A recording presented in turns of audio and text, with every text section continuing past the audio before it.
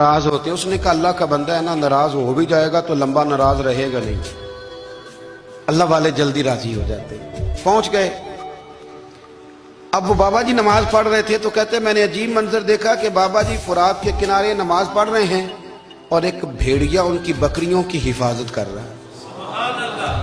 कहते मैं हैरान रह गया कि भेड़िया तो बकरियां खाया करता है और यहाँ चरा रहा है। कहते मैं जब गया तो बाबा जी नवाफिल में मशगूल थे, मुझे देख के कहने लगे इस वक्त क्यों आए? मैंने कहा हुजूर अगर आ गया हूं तो फिर मेहरबानी करे कबूल फरमा ले। मैं बैठ गया तो मैंने कहा हुजूर ये भेड़िया बकरियां चरा रहा है, भेड़िया और बकरिया की सुलह कब से हो गई? तो फरमाते हैं लंबी तकरीर नहीं, हल्का सा जुमला। फरमाने लगे जब से बकरियों के मालिक ने रब से सुलह कर ली है ना, तब से भेड़ियों ने भी बकरियों से सुलह कर ली है। बकरियों के मालिक ने रब से सुलह कर ली, गुनाह छोड़ दिए, उसकी फर्माबरदारी में आ गए। अब फिर उसे बकरियां चलाने की जरूरत नहीं रही। बकरियां ना अब भेड़िया चराता है। कहते हैं मेरे ऊपर कपकपी तारी हो गई बुजुर्गों की बात सुन के, और मुझे प्यास लगी और ख्वाहिश आई कि पता नहीं अब बाबा जी कुछ खिलाएं पिलाएंगे भी कि नहीं, बाबा जी कुछ खिलाएंगे भी कि नहीं। कहते मेरे दिल में ख्याल था तो बुजुर्गों ने ना एक लकड़ी का प्याला, उनके पास वो गाड़ में बैठे थे तो एक छोटा सा पत्थर था, उसकी ढलान बनी हुई। बाबा जी ने उसके नीचे लकड़ी का प्याला रखा, वो रखा ही था तो वो दूध से भर गया। कहते उन्होंने मुझे दिया तो ठंडा और मीठा दूध, मेरी तबीयत खुश हो गई। बाबा जी ने ना दोबारा वही प्याला उसी जगह रखा तो शहद से भर गया।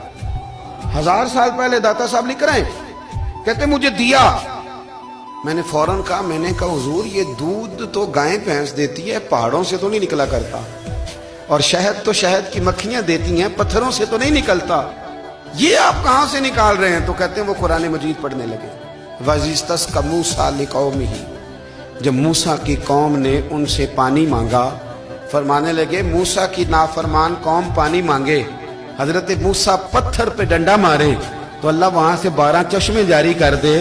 जो रब हजरत मूसा की नाफरमान कौम के लिए पत्थर और पहाड़ों से चश्मे निकाल देता है ना, वो मोहम्मद अरबी के गुलामों के लिए पत्थर और पहाड़ों से दूध और शहद भी निकाल दिया करता है। वो बुजुर्ग कहने लगे बस बात यह है कि आज भी हो अगर इब्राहिम का ईमान पैदा तो आग कर सकती है अंदाजे गुलिस्तां पैदा।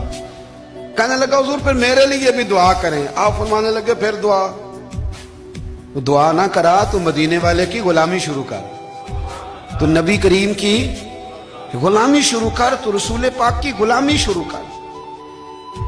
एक बात इल्म, फिर फरमाया अल्लाह रसूल से मोहब्बत, फिर फरमाया हुजूर की गुलामी। इससे सारे मुकाशिफात खुलेंगे, इससे सारे मुशाहदात खुलेंगे, इसी से करामतें मिलेंगी, इसी से मकबूलियत होगी, इसी से अल्लाह नबी की बारगाह में दर्जा मिलेगा। फिर दाता साहब आगे बढ़ते हैं, फरमाते हैं फकर भूखे रहने का नाम नहीं, पूरा बाप बांधा है दाता साहब ने।